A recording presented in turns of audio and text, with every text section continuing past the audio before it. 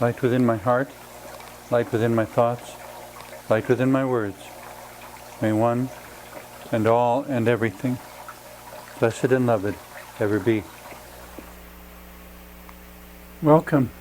I am Sister Who. And to the best of my knowledge, I am the only Sister Who. But it is occasionally a moment of concern, I guess, when other, not imitators directly of Sister Who, but when other persons want to get involved in ministry that seems in some way analogous to mine, and someone worries, will the general public be confused about which one is really you, and will this reflect badly on you, or will they become so successful that everyone will forget about you? And I guess that left me pondering with the question, what does one do when everyone seems willing to forget that one is there or ever has been there? But just about that time, I receive yet another email or letter or communicate or message online of some sort from someone whom I will probably never meet, telling me how much these shows have meant to them, and how something I said brought them through a dark and difficult time, or helped them to find a new purpose in life, or a new way of viewing and understanding their own spirituality that is probably unique to them and appropriate to them, and may not work for anyone else, except that it works for them. And that's the important thing. I guess to me, it's not so important how one establishes a positive relationship with whatever one considers to be divine, as the fact that one does. And I believe there is some kind of divine oneness, and that it really doesn't care whether you refer to it in the language of Christianity or Judaism or Islam or atheism or whatever. The point is not what language we use as much as the relationship that is built, and the ways that that relationship empowers the individual to live with more wisdom and love than they otherwise could or would. Even for the pure scientist who ponders photographs taken by the Hubble telescope, incredibly beautiful photos, and yet when you understand it scientifically, you have to also come to terms with what vast distances are depicted in the photo. That what looks like a single blob of color is so many light years across in dimension that in a human lifetime you couldn't travel from one side to the other. It is that huge, that vast, that enormous, so much so that we actually couldn't even see it, except for being so far away that we would need the Hubble telescope to see it at all. And the Hubble telescope lets us see a bigger view of that part of space than we could ever see if we were standing there. And I think in some ways that relates to our own lives as well, that in many ways each of us is standing too close to our own lives to see what effect we have, to see how special we are, to see the treasures that we have hidden within us that we can bring to life. And so that's where we come back to depending upon community to give us opportunities and to nurture and educate us and inspire us and say, yes, go on, you can do this, take a chance. We know you can do it. All the people who knew that Susan Boyle could sing incredibly and were watching as she went onto the stage and was finally discovered by the world. And they knew she was good. They just were rooting for her, I guess you could say, because the rest of the world needed to know it too. But I think that's something that is secretly true of every single human being on earth, that there is something within each person that is so special and so unique and so beautiful.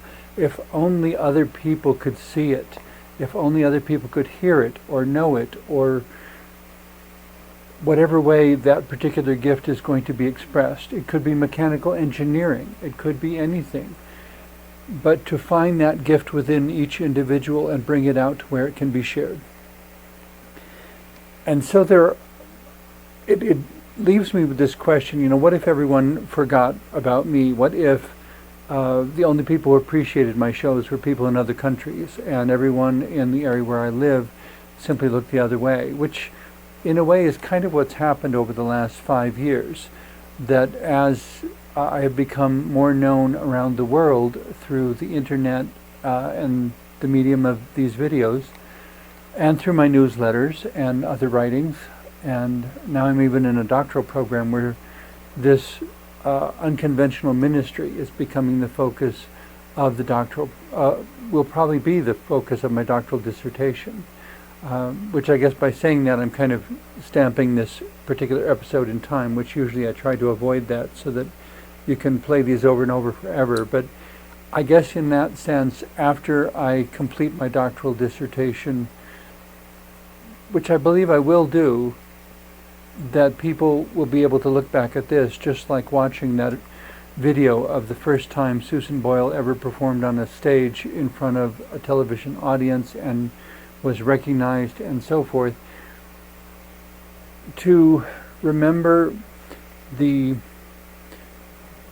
innocence of being at that moment where you don't know whether your efforts will be rewarded or not, and you don't know if it'll be anything more than just a very wonderful present moment.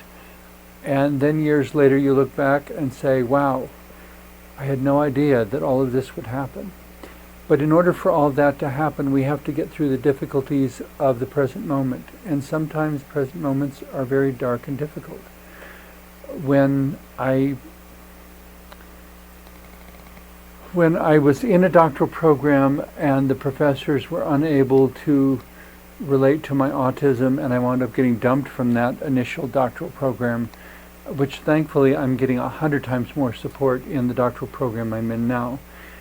But when I was dumped from all that and my life fell apart and I lost my house, and I was looking around at all these people who had been so complimentary of Sister Who, and I said, doesn't it matter to you whether or not Sister Who is available to you in the future? That this ministry continues? And the answer was only silence. And I was very surprised at the number of people who did nothing as they watched my life crumble all around me.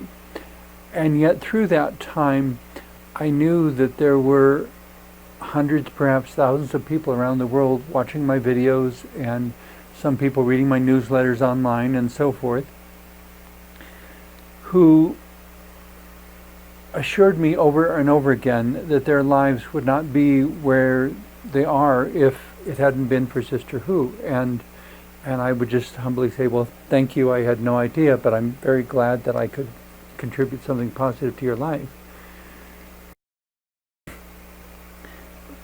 And so it seemed imperative that I keep going. And always when I would think about, am I done? Is this it? Am I supposed to stop? Within 2 or 3 days, somebody who had no idea that I was wrestling with such doubts would approach me and encourage me to please never give up. So I continue, and so I persist. And the biggest deterrent to getting more videos made has been not being able to find a volunteer camera operator, because unfortunately at the present time I don't have any funds to pay someone to do the camera operation. And so I've been working with different sorts of possibilities of how could I do this even if I don't have a camera operator, because there are people out there in the viewing world, I guess you could say, who very much want to hear from Sister Who again. And I'm doing the best I can, but one can only do what one can do, I suppose. And if there's no volunteers, either that means I'm supposed to try a different method that doesn't depend on volunteers, or there's something else for Sister Who to do, because at no point have I gotten any confirmation that the work is done and it's time for me to put the ritual garb in the closet and leave it there. But as there are new groups coming up now, and I mentioned to them, well, by the way, I've been around for 28 years, so I have 28 years of experience, and I'm happy to speak with you and to give you the benefit of my experience, tell you everything I've learned over 28 years, anything that might be helpful to you. And I'm kind of dismissed as if neither I nor anything I do matters, and yet I know from the correspondence I've received that I do matter. And I really, when I look in the mirror, I guess I don't see anyone all that special. And so I find it kind of amazing that the divine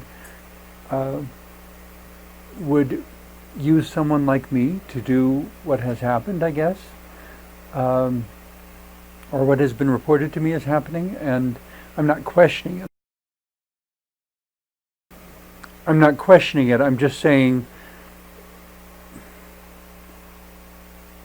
it's a walk of faith, I suppose, is what it comes down to, because I have to have faith in the correspondence I received that they're telling me the truth, and that these are not people making up stories to play a prank on me of some kind, but that they're real people with real experiences. We're just in different places in different parts of the world, and thanks to the internet within the current time, we have the ability to communicate. And so I want to be faithful in serving this work and do whatever communication I can do in whatever way is helpful. And I don't expect to ever be a perfect person, but I try to learn something I can from everything I experience and everything that happens along the way. But the last 5 years have been extremely difficult, and I have had to keep asking, well, if the world doesn't want me, why am I still here? And the answer, I guess, in my understanding of faith and spirituality that I keep coming up with is God must want me here, because there have been plenty of opportunities where I might not have survived, in terms of auto accidents, in terms of adversarial weather conditions, in terms of hostile people, all sorts of things that could have ended my life very easily. And yet I'm still here, and that suggests to me that means I still have a job to do. And so I show up and I try to be totally honest, and I guess that's kind of a rebellious act in a dishonest world, to be totally honest. It raises the question, though, what if there is this other group that comes along and wants to do something that looks a little bit like my work but really isn't, and I offer them the benefit of my experience and they don't want to talk to me, and I'm like, okay, you are free to make whatever choice you want. Just know that I'm available if I can ever be helpful. And I kind of leave it at that. And, what about public image and public relations and all that? Well, I've never been particularly good at those things, and I don't have the money to pay someone to do them for me. And I don't know if it might compromise the work to do so. Because when you start being concerned about public image, you're not so much asking what is real, what is true. You're asking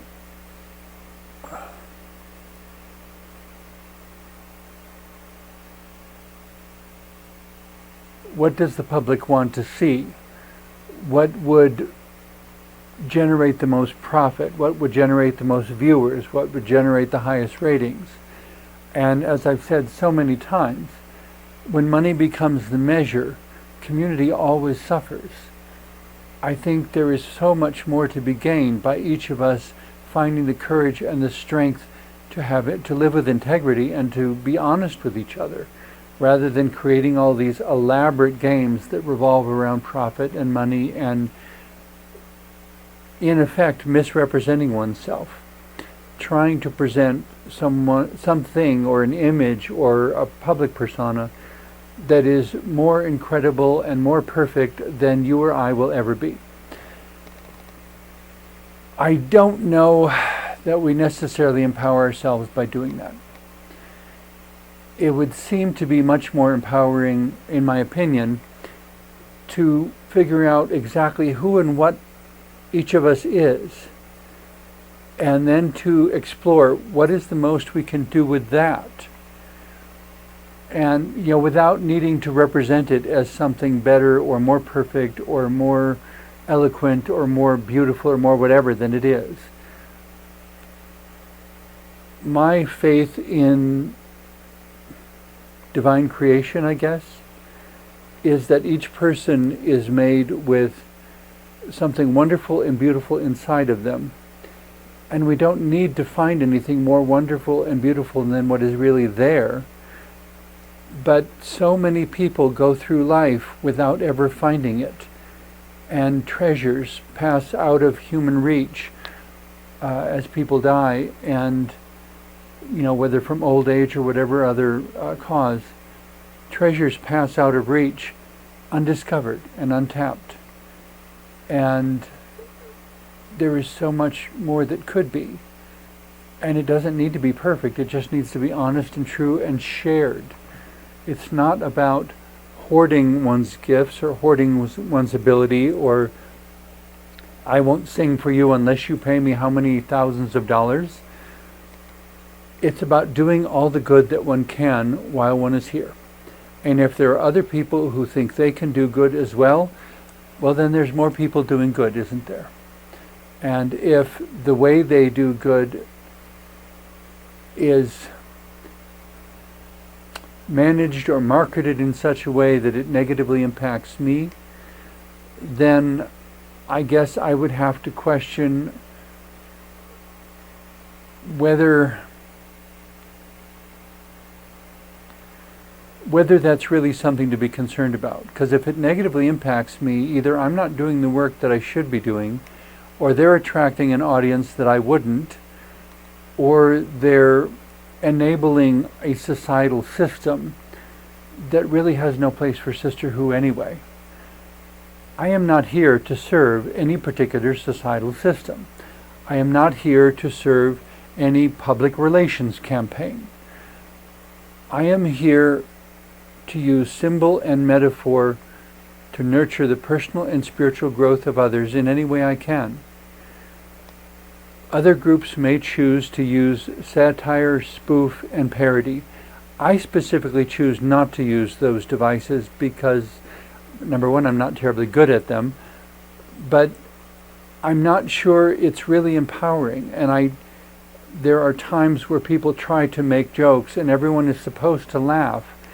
But looking at it from an autistic perspective, I see who is the butt of the joke, and I have too much empathy, and I feel sorry, and inside I begin to cry and weep for the person who is being devalued and belittled and put down. I can't watch slapstick comedy because the whole time in my mind I'm thinking, oh my God, that must hurt. Or television shows that grandstand home videos of people falling or tripping or running into things. And my instant reaction is always not to laugh, but to wonder whether I should call the paramedics, whether I should come running out with a first aid kit. And are you all right? The notion that these things are rendered comedic or funny to laugh at, laughing at someone else's misfortune, to me is so callous and offensive that I cannot laugh at that sort of thing. In a similar way, if I were to do a satire or a spoof or a parody of someone who may be doing the best they can, people who don't know the ministry of Sisterhood have occasionally said, aren't you putting down nuns? And I said, no, I'm doing the ministry of a nun. I am working with people and trying to support and encourage their personal and spiritual growth in any way I can.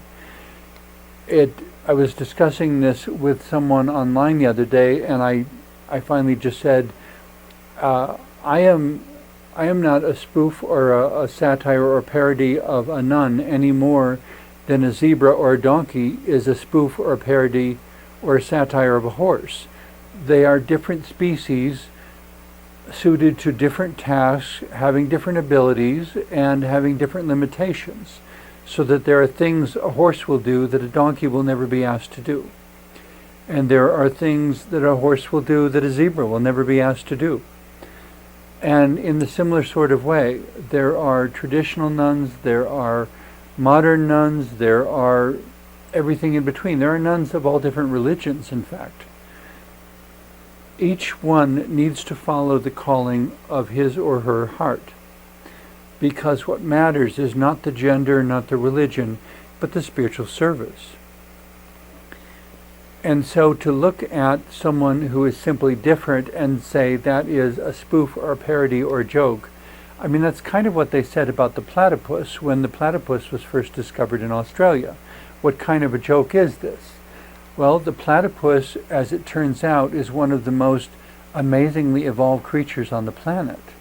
It is not a collection of leftover parts, as some people have joked, but it's a mammal that lays eggs, that has all these disparate, allegedly incompatible qualities. And now more recently I saw a video that explained how there is a particular kind of cell in the platypus's bill that is unlike any other cell on the planet. And so they were now calling the platypus perhaps the most evolved creature on the planet, because the cells in a platypus bill actually have the ability to detect microcurrents of electricity in the dark, murky depths at the bottom of a river.